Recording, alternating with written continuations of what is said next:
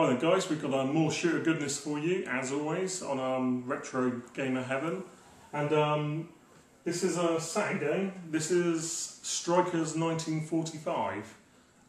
Two games came out on the Saturn. This is the first one. It's by a company called Psychio, who made quite a lot of cool shooters, and yeah, it's really cool. Check it out, and hopefully you like it. Anyway, that's it for me for tonight, so look out for tomorrow with some more videos with any luck. See you later guys, bye! Okay then, this is Strikers 1945. It's a shoot 'em up by Psychio. It's in the style of, as you can probably guess, the 1942 series by Capcom. And it's one of my favourite shooters on the Saturn. Now it's not, it's quite an interesting one, this, because it's not a clever shooter. It's not really doing anything you've not seen in the genre. It's not got a clever point system. It's not got loads of cool gimmicks like with Treasure, with Treasure's Radiant Silver Gun. There's no real amazing bosses in it, but it's just an old school, old fashioned shmup, which I really enjoy playing. Used to be quite good at it, although I've had a few playthroughs earlier and I'm not doing very well at all. Now fairly straightforward mechanics with it. Basically, if you hold down your fire button, your drones will fly forward, and then they'll do different abilities depending on basically which ship you've picked up at the beginning. What's now is a big bomber, take him out.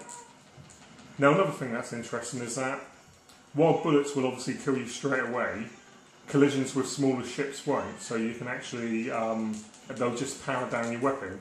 So you can basically decide, do I want to obviously have slightly less power or lose a life. Now another reason why I like this series is, as you can just see, that guy's just turned into a big massive robot. So not what you'd normally expect to see in World War II, but you know, basically we've all got to start somewhere. And I am doing absolutely gash here. Look at this is terrible. I can normally do the first few levels without losing a life, but I've no such joy here. Music's fairly functionary would be probably the best way to describe it. I'm not sure if you can hear it in the background, but it's fairly bog standard, war-y theme. Nothing too special. I guess it suits the on-screen action, but like I said, this is just a really weird series because it's just not doing anything special at all, and I can't really tell you why I like it because you know, it's a fairly average shooter, but I really do like it. Same goes for the sequel as well, which also appeared on the Saturn. There's been numerous other versions. There's obviously arcade ones. There's a AES version. A version came out in the PSP, which I think was an enhanced version of the AES game. But yeah, maybe it's just because there's big sod-off robots in it. Maybe it's the whole war thing, but yeah, I just really like it, and I didn't do very well there. Obviously, we don't continue here on Retro Gamer, so let's choose another ship, and so how we go. Oh, I put my wrong name in. Not to worry. So let's go for the P-38 Lightning. Different level. You can't really have a warplane shooter without having at least one big battleship to take out. So let's give this a try. We've chosen different planes, so let's see. Oh, there you go. Look, you've got little lasers on this guy, so that's quite nifty.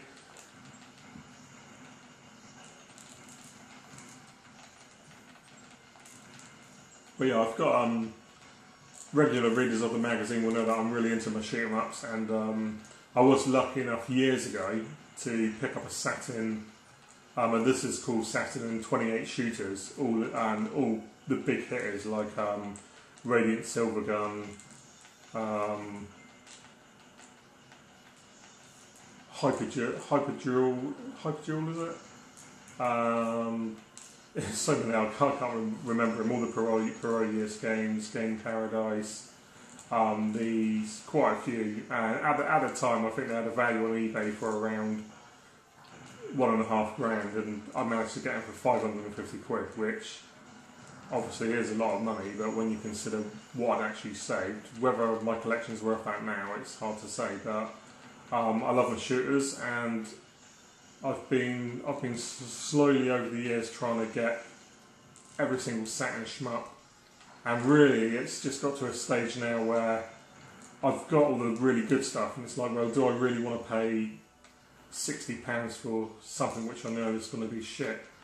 So it's a bit of a hard decision, and it's a bit hypocritical of me because I'm in the process of going for a Dreamcast, complete PAL Dreamcast collection, and I can imagine that there's a few expensive games there which aren't worth a lot of money, but we'll see how it goes. The Saturn market though seems to have really fallen out as far as shmups go, whereas PAL Dreamcast seems to be slowly going up in price, so whether that's just a trend of the moment, we shall wait and see. But so yeah, that's basically how my collection started off. I'll probably put a YouTube video one day of it. But yeah, I just love my shoot 'em ups. Always used to love playing them back in the day in the arcades where I used to hang out. So going for the Saturn was a natural evolution, really, because it was where all the best games were available. Although obviously a lot of PlayStation fans will argue that there's some great shooters available to PSX, PS1 as well. So here we go. Here's another boss, big huge tank. And let's see how long it takes before he transforms into a there you go, gigantic robot. So take that, and I should have this power up as well, but despite having all those buttons, there you go, it's working. You just have to really press it. Now that's better. Airship.